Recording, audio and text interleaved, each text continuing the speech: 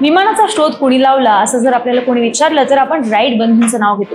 Right बंधूंनी म्हणजेच Orville आणि विल्बर राईट या दोन भावांनी मिळून 1903 मध्ये पहिलं यशस्वी विमान उड्डाण केले आणि त्याच धर्तीवरती नंतर कितीतरी विमानांची निर्मिती आजपर्यंत होते. पण विमान बनवणारे राईट बंधू यांचं आधी सायकलचं दुकान होतं बरं का. डेटन ओहायो इथे सायकल दुकान चालवणाऱ्या बंधूंना त्यांच्या वडिलांनी घरी आणलेल्या खेळण्यातील हेलिकॉप्टरमुळे उड्डाणाची तीव्र आवड निर्माण झाली. त्यांनी फक्त खेळणी बनवण्यापलीकडे जाऊन उड्डाणाचा व्यवस्थित अभ्यास केला.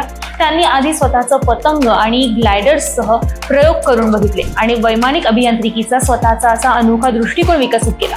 त्यांचा सर्वात महत्त्वाचा शोध हा राईट फ्लायरचा आहे.